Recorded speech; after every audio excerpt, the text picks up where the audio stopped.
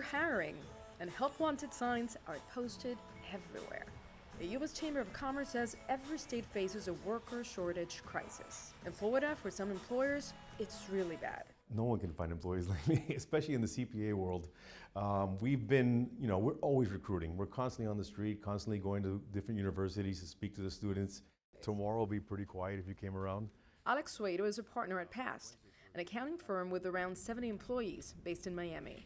We're also competing against finance companies. So we're a public accounting firm, but there's finance companies, banks are struggling with this. A friend of mine is a pretty high up person, let's say in a large bank, and they're paying the tellers $25 an hour. They're giving them insurance.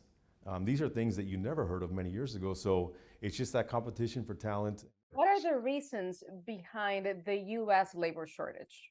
With the disruptions associated with COVID, many U.S. workers looked in the mirror and decided that they didn't necessarily need to or want to continue going to office or factory every day, and decided that they would take semi-retirement or early retirement.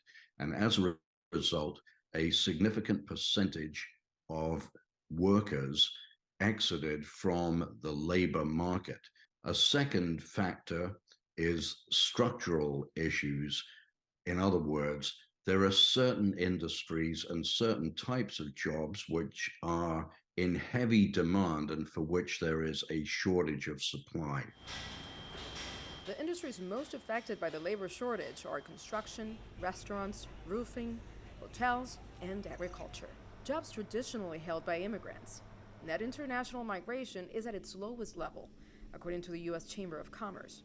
Healthcare workers are also in high demand because of America's aging population. A lack of access to affordable childcare also keeps women from returning to the workforce. We do have Head Start that, does a great job in our community, but they're full, so there would be, when I say they would have no other option than not to work, they would have no other option.